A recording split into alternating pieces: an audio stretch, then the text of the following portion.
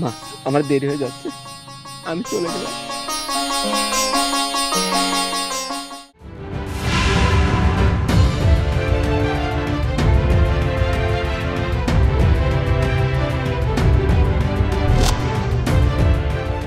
যে 100টা জুতার বাড়ি আর জুতার মালা গলায় দিয়ে পুরো এলাকায় ওকে ঘোরানো হবে। তিশা ভাবি দেরি করছেন কেন? দেন জুতার বাড়িটা মারেন।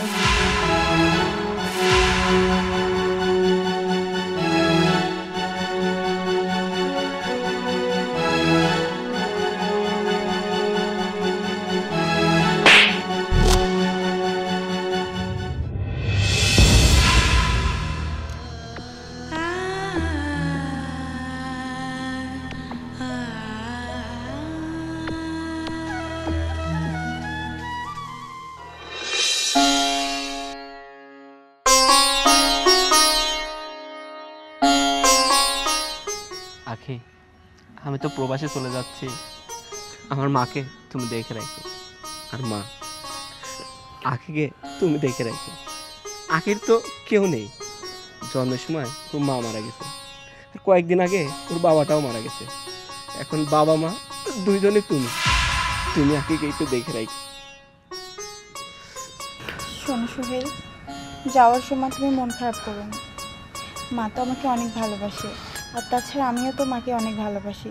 তুমি একদম চিন্তা করো না, আমিও মাকে দেখে রাখবো। আর মা তো আমাকে নিজের মেয়েই মনে করে, তাহলে তুমি এত চিন্তা কেন করছো? আরে বাবা,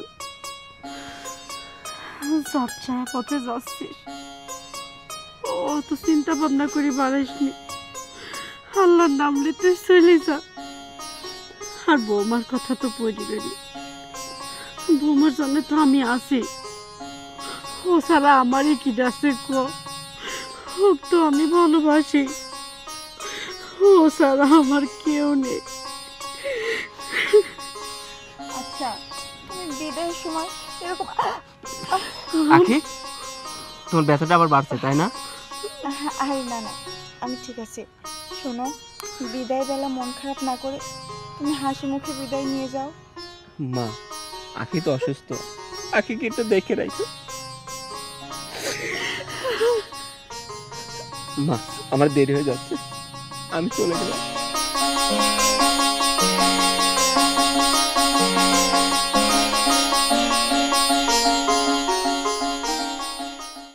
তোমার জার্নি কেমন হলো? আর তোমার আসতে কোনো কষ্ট হয়নি তো? আরে না, কোনো কষ্ট হয়নি, কিন্তু যে কাজে গেলাম কাজটা তো হলো না, বুঝতে পারছো? তো কোনোভাবে আমি ওদেরকে কনভিন্স করতে পারলাম না। মনে হচ্ছে কি এবার অনেক টাকা লস খাবো, বুঝছো? দেখা যাক, আল্লাহ ভরসা, তারপরে কি হয়। হ্যাঁ সেটাই, কিন্তু তোমার হাতে তো কিছু দেখছি না, খালি হাতে আসছো। তুমি বলছো আর আমি আনবো না, সেটা হয়? এই যে আইফোন। কি এবার খুশি তো? আমি অনেক অনেক খুশি। আচ্ছা শোনো, আমি আর বেশিক্ষণ থাকবো না, আমি একটু অফিসে যাব, ঠিক আছে? সম্ভবত কিছু টাকা পয়সার ব্যবস্থা করতে হবে, মাথা কোনো কিছু কাজ করছে না। আচ্ছা তাহলে থাকো, ঠিক আছে? এই তো মাত্রই আসলো, আবার বের হবা? আমি যাই অফিসে, একটু কথা বলে আমি চলে আসবো, ঠিক আছে? আচ্ছা ঠিক আছে। আচ্ছা আমি গেলাম, হ্যাঁ? আচ্ছা দেখে শুনে যেও। ওকে ওকে।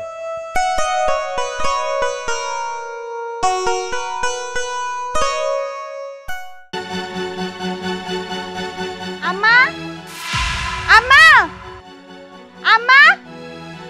কি হয়েছে বৌমা? এতক্ষণ ধরে ডাকতে হয় কিসের জন্য? সে কখন বলছে আমাকে এক কাপ চা দিন? বৌমা, কখন চা বানাবো কও?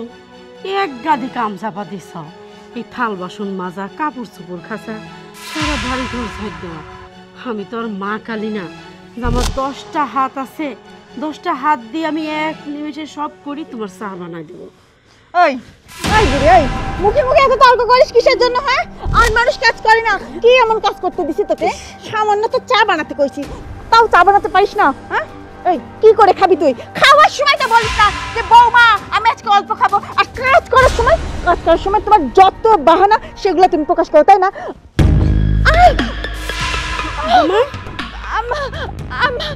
আমার পেটে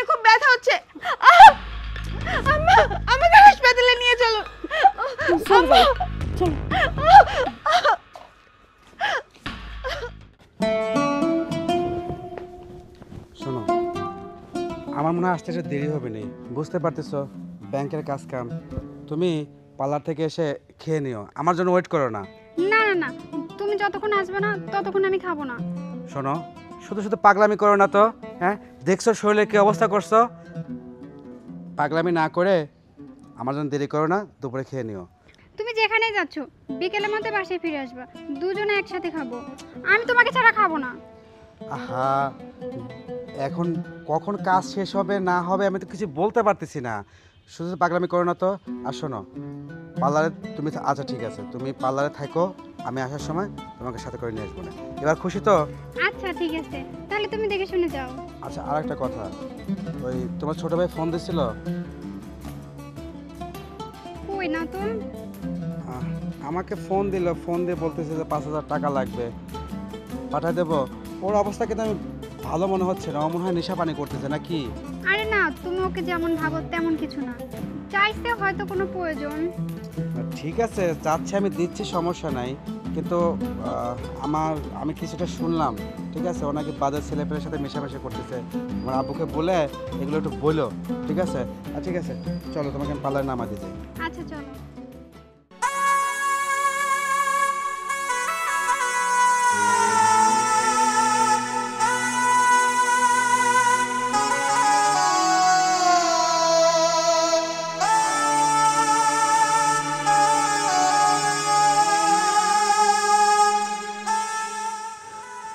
হে আল্লাহ, আমি এখন কি করব? এতগুলি টাকার ব্যবস্থা আমি কোনদিন করব? কিটাই আমাকে এতগুলি টাকা দিবে? আজকে দিনের মধ্যে যদি এতগুলি টাকা জোগাড় না করতে পারি তাহলে তো একটা বড় ধরনের বিপদ হয়ে যাবে। তখন আবার কি হবে?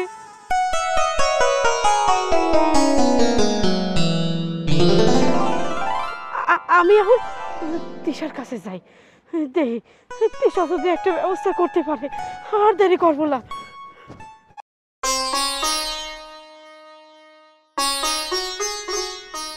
বৌমা, আরে আন্টি আপনি বসেন। আমি তো তোমার কাছে দরকারে আসলাম। ভালো আছেন আন্টি? হ্যাঁ ভালো আছি। বৌমা, আমার একটা উপকার করতে পারবে? কি আন্টি? আমি বড্ড বিপদে পড়েছি। কাছে কি মর্তজার কাছ কয়ে সারি আমাকে 1 লাখ টাকা জোগাড় করে দিতে পারবে? এত টাকা আপনি কি করবেন? খুব দরকার, বিপদে না পড়লে কি আর চাইবি রাইছি। বৌমা, তুমি একটু মর্তজা কও না আমাকে 1 লাখ টাকা দিতে, আমি পরে শোধ করে দেবো না। আন্টি মনে হয় না যে ও আপনাকে টাকা দিবে। আর এমনিতেও তো ওরে যে ব্যবসা বাণিজ্য এমনিই অনেক লস খাইছে আর কি। ওই দেখেন সেদিনই তো আমার বাবার কাছ থেকে 5 লাখ টাকা এনে দিলাম, সেটাও শেষ। আর ও তো বাসায় নেই, তারপরেও দেখি ও বাসায় আসুক, বলে দেখি কি বলে।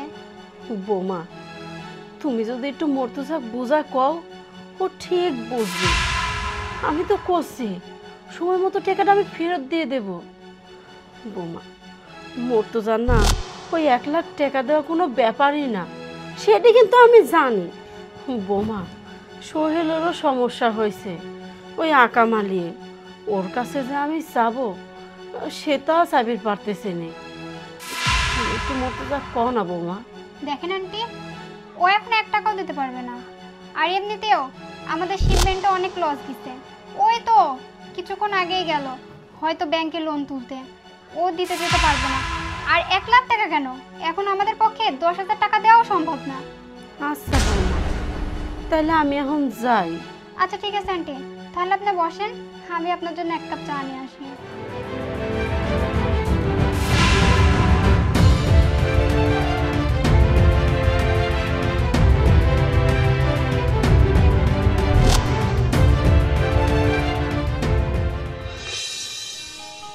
আরে আন্টি আবার কই গেল? ওনার জন্য আমি চা নিয়ে আসলাম, না খেয়ে চলে গেল। আচ্ছা যাক, চাটা আমিই খাই। বৌমা, এখন কেমবা লাগতেছে? আম্মা এখন অনেকটা ভালো লাগতেছে, কিন্তু আম্মা এই যে এত টাকা বিল হলো, এই বিলগুলো কে দিল? বোমা এত চিন্তা করে না তো, কিডা দিলি না দিলি আল্লাহ জোগাড় করে দিছে। চলো।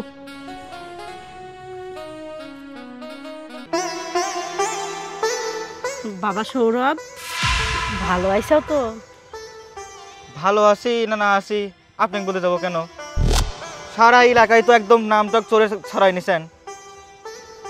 আপনি একটা প্রবাসীর মা হয়ে কি জন্য চুরি করতে যান? এলাকায় তো বড় একটা নাম কামাই নিছেন। বাবা সৌরভ, তুমি আমার সাথে এমনি করে কথা কইছো কিসের জন্য? তা আপনার সাথে কেবা করে কথা কবি? আমি কোনো চোরের সাথে কোনো কথাবার্তা কই না। আপনি এখন প্রবাসীর মা হয়ে কিভাবে চুরি করতে পারলেন? আপনি তো সারা এলাকার বদনাম ছড়ে গেছে আপনার চোর। শোনেন, আমি কোনো চোরের সাথে কথা কই না, আমার চোখে সরেন। বাবারে, তুমি আমার সওয়ালের মতো, তাও এইরকম করে কথা কইলে। আপনি সরেন তো এখান থেকে, আমি কোনো চোরের সাথে কথাবার্তা কই না। যান এখানে যান। আচ্ছা ঠিক আছে আঙ্কেল, আমরা আসতেছি, এই কিছুক্ষণের মধ্যে চলে আসবো। আচ্ছা ঠিক আছে আসসালামু আলাইকুম। এই যে এখানে বসে আছো, তুমি ওটার কি করলা? কি করব, মেম্বারে ডাকছি, শালি ডাকবে, আমাদেরকে যেতে বলতেছে, চলো। ওই চুন্নির বাচ্চা চুন্নি আমার ফোন নিছে না, নিয়ে সারে যদি বিক্রি করে দেয় তাহলে ওকে যদি আমি পাইছি না তাহলে হাত আমি কেটে দিব। আচ্ছা, বিক্রি তো নাও করতে পারে, নিচে এখন হয়তো রেখে দিতে পারে। আর শোনো, যাই বিচার ডাকছে শুনি, তারপরে কি হয়। শোনো, ওই ফোনটা আমার কত শখের, ওই ফোনটা তুমি আমাকে গিফট করছিলা, আমি কত যত্নে রাখছি ফোনটা। আর ওই চোরের বাচ্চা চোর। আচ্ছা শোনো, আমি তো সবই বুঝতে পারতেছি, তুমি চিন্তা করো না, আগে যাই দেখি কি হয়েছে না হয়েছে সব শুনি, আর কেন এই কাজ করলো। আরে সোহেলের মা, তাকে তো খুব ভালো জানতাম, কিন্তু হঠাৎ করে সে চুরি করলো, তাও আমার বাসায়। আমি তো কি যে বুঝে উঠতে পারতেছি না। শোনো, আমি কিছু জানি না, আমার ওই ফোনটা চাই চাই আর চাই। কি বলবো, সোহেলের ছোট ভাই, হ্যাঁ ওকে তো আমি কিছু বলতে পারতেছি না। ও যদি এই কথা শুনে যে ওর মা চুরি করছে, ছি ছি ছি ছি। আচ্ছা ঠিক আছে, কাকা ফোন দিছিল, মেম্বার কাকা ফোন দিছিল, চলো ওঠো ওঠো ওঠো ওঠো। আসসালামু আলাইকুম ভাবি। কি ব্যাপার সৌরভ, কেমন আছে ছোট ভাই? আসি ভাবি কোনো রকম। আপনার শাশুড়ি একটা কাম করলো, একটা প্রবাসীর একটা মা হয়ে সারা এলাকায় চোরের একটা নাম চলে আসলো, এটা শুনতে কি ভালো লাগে। এখন শাশুড়ির নামে তো আপনার নামও পড়ে গেল। ওইটাই তো দেখতেছি রে ভাই, এখন সবাই আমাকে চোরের বৌমা বলে ডাকে, আমি তো এগুলা নিতে পারতেছি না। ওই বুড়িটার জন্য আজকে আমার এই দশা।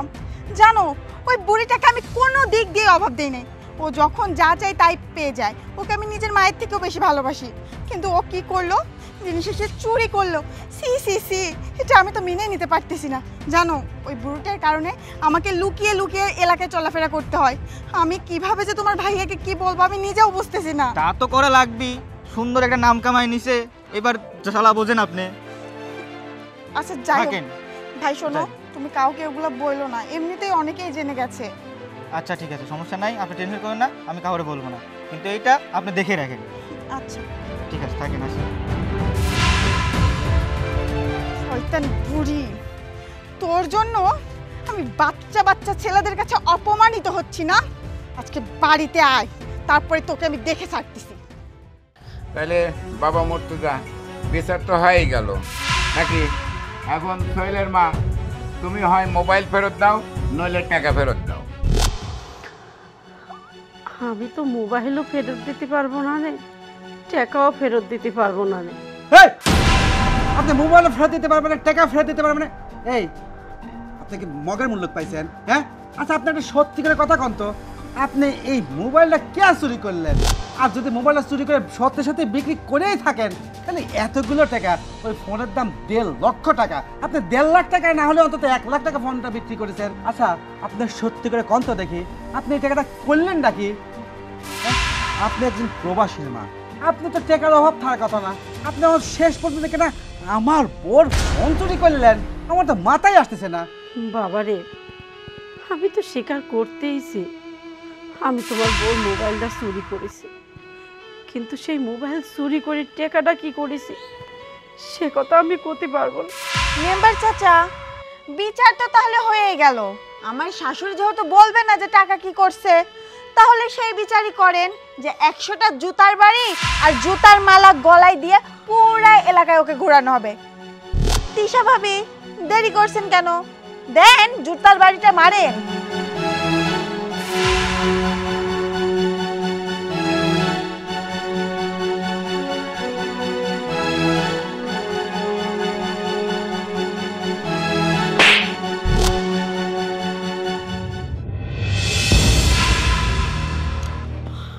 এটা আপনি কি করছেন? আমার মা কি এমন করছে?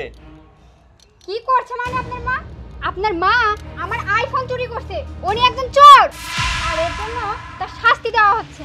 হ্যাঁ, আমার মা চোর। আমার মা আপনার আইফোন চুরি করছে, আমি সব কিছু জানি। জানো মানে? হ্যাঁ, তুমি জানার পরে তোমার মাকে কিছু বলনি? আর তোমার মা ফোন চুরি করে এত টাকা কি করছে তোমার মাকে জিগাও। হ্যাঁ, আমার মা চোর, আমার মা ফোন চুরি করছে। চুরি করে কি করছে সেটা তুমি জানো না, তাই না? তোমার মনে আছে আমি প্রবাসে যাওয়ার পরে তুমি অসুস্থ হয়ে যাও, আমার মামাকে বলে তোমার অপারেশন করতে 1 লক্ষ টাকা লাগবে, কিন্তু আমি ওই জায়গায় পড়েছিলাম, আমার আকামা করতে পারছিলাম না। আমি পুলিশের কাছে ফোন দিয়েছিলাম, আমি কেমনে করে টাকা পাঠাবো?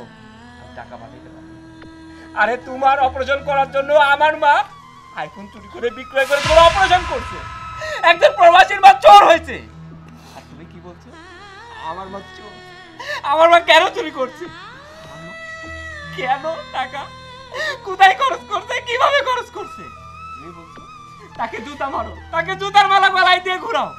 আরে তোমাকে তো কখনো বৌমা ভাবেনি, তোমাকে নিজের মেয়ের চাইতেও বেশি আপন ভাবছে, বেশি আদর করছে। তুমি আমার মাকে চোর বলছো? আমার মা চোর না, আমার মা তোমার জীবন বাঁচানোর জন্য চোর হয়েছে। আমি প্রবাসে যাওয়ার সময় কি বলছিলাম? আমার মাকে তোমার হাতে তুলে দিয়ে গেছিলাম, আমার মাকে তুমি যত্ন করবা, দেখে শুনে রাখবা। আর এটা তুমি কি করলা? এই তো যত্ন করলা, এই তো প্রতিদান দিলা। সোহেল, তুমি এসব কি বলছো?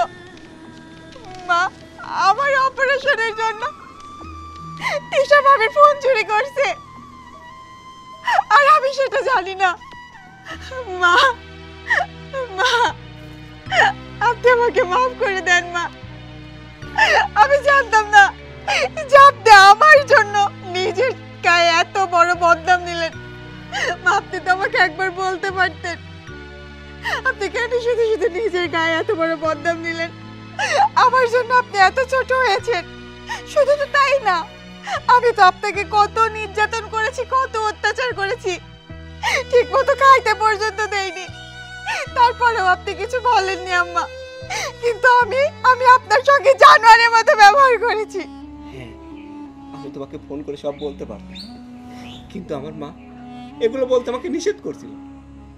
মা বলছিল, দেখ বাবা, বৌমা এমনি অসুস্থ, তারপরে তুই যদি এই কথাগুলো বলিস ও আরো অসুস্থ হয়ে যাবে। এই জন্য আমি তোমাকে কিছু বলিনি। মা আমাকে বলছিল তুই দেশে আয়, আর বৌমা সুস্থ হলে তুই এই কথাগুলো বলিস। জানো, আমি এই কথাগুলো শোনার পরে আর ওই দেশে কাজ করতে পারি না, আমি রাত্রে ঘুমাইতে পারি নাই।